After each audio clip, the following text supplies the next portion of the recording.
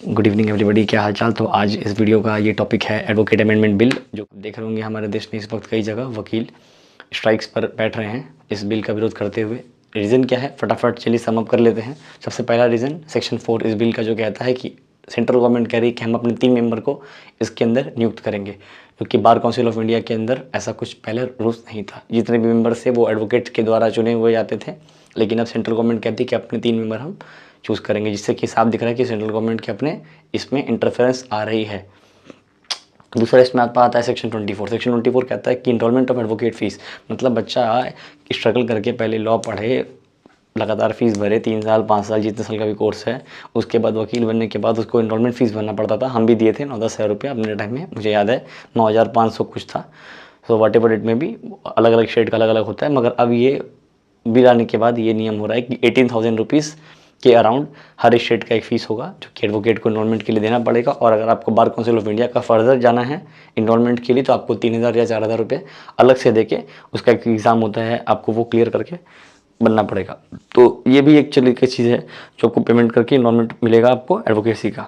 अच्छा, एक और बात बता रहा हूँ, फ़ीस के लिए याद आया कि जब पैसा देने का बात आता है पॉकेट से, तो ये सारे रेगुलेशन बहुत स्ट्रिक्ट होते हैं, मैंडेटरी होते हैं, कंपलसरी होते हैं।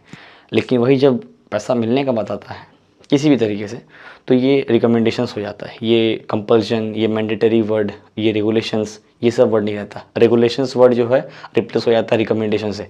मैं लास्ट ईयर एक आर्टिकल पढ़ रहा था अक्टूबर के मंथ में, the bar council is recommending, now it is regulating the bill, that time it was recommending the entire scene कि हाँ that junior advocate should get the basic stipend salary of 13,000, 15,000, 20,000, न जाने कितने थाउजेंड, बट वो कितने thousand वो तो हम ही जानते हैं, तो क्या ही कह सकते हैं इसमें। बट ठीक है, that is apart from that, मैं उसमें नहीं इंटर करूँगा। आज का टॉपिक हमारा सिर्फ ये बिल के ऊपर है। कभी किसी वीडियो में मैं एडवोकेसी की सच्चाई के बारे में बताऊँगा और बहुत डिटेल में बताऊँगा इसका रियलिटी क्या है और काले कोट के पीछे का काला सच बहुत अच्छे से मैं रिवील करूँगा। चलिए आते हैं फिलहाल, ये मैं बताया आपको सेकंड पॉइंट। फर्स्ट पॉइंट है सेक्शन 4, सेकंड पॉइंट ने बताया आपको सेक्शन 24। बहुत सारे चेंजेस हैं, मगर मैं आपको मेजर चेंजेस बता रहा हूँ जो कि मेरे को लगता है कि शायद बताना ज़रूरी भी है और मुझे काफ़ी उससे तकलीफ कहीं ना कहीं हो रहा है। और 24B का भी प्रावधान बहुत इंपॉर्टेंट है। वो कहता है कि अब कोई भी एडवोकेट अगर किसी सज़ा में अगर कन्विक्शन पाया जाता है और वो कन्विक्शन 3 साल का होता है तो उसके एडवोकेसी प्रैक्टिस को रद्द कर दिया जाएगा। मतलब जो नेता बैठा हुआ है पार्लियामेंट में, जो नेता बैठा है लेजिस्लेटिव असेंबली में, उसके ऊपर केस चल रहा है मर्डर का, रेप का, किडनैपिंग का, ठीक है, multiple cases, but still he can be the member of parliament. Parliament छोड़िए, सीएम तक लोग बन जा रहा है, ठीक है, बड़े बड़े ऑफेंस करके और कन्विक्शंस के बाद। लेकिन एडवोकेट जो बेचारा पढ़ा लिख करके एक लेजिटिमेट तरीके से एक इंसान अगर एक अधिवक्ता बनता है जो खुद के लड़ने के साथ साथ दूसरों के लिए लड़ने का काबिलियत रखता है, उसको अगर किसी तरीके से अगर कन्विक्शन पाया गया तो 3 साल तक का कन्विक्शन अगर पाया जाता है तो उसको उसका एडवोकेसी प्रैक्टिस रद्द कर देना पड़ेगा। बार काउंसिल उसको अलाउ नहीं करेगा कि फर्दर प्रैक्टिस करो। कब तक? आफ्टर कन्विक्शन, पनिशमेंट ख़त्म, 2 साल तक आपको गैप रखना है अपने प्रैक्टिस में। उसके बाद आपको वापस से जाके रीनोल करना पड़ेगा और फिर आप प्रैक्टिस शुरू कर सकते हो। तो ये भी बहुत बढ़िया प्रावधान है। अब मतलब हम लोग को भी लिमिटेशंस आज तक दिखाते थे, अब लिमिटेशंस में रहना पड़ेगा, ठीक है। तो जो भी कुछ है अपार्ट फ्रॉम दैट मैं उसमें और कुछ नहीं बोलूँगा। लेकिन और इसके साथ एक और इंपॉर्टेंट सेक्शन मैं बता दूँ आपको, सेक्शन 49B, ये भी बहुत बढ़िया है।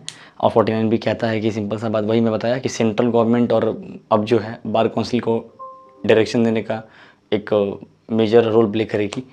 बार काउंसिल के अपने कुछ तौर तरीके थे, बट अब वो सेंट्रल गवर्नमेंट भी कहीं ना कहीं उसमें हस्तक्षेप करके उसको डायरेक्ट करेगी कि आप क्या कर सकते हो और क्या नहीं। आपके इंडिपेंडेंसी अब खतरे में है और अब आप हमारे सर्विलियंस में हो। जिसको मैं सिंपल बताता हूँ, इसको ज़्यादा मैं उतना लॉ पढ़ करके मैं आपको 3 लाइन 4 लाइन का प्रोविजंस ये वो इंटरवेंशन, इंटरफेरेंस, हाँ, regulating, regulations under the surveillance of this central government authority and representative, जरूरत नहीं उतना ज़्यादा इंग्लिश समझने का और समझाने का।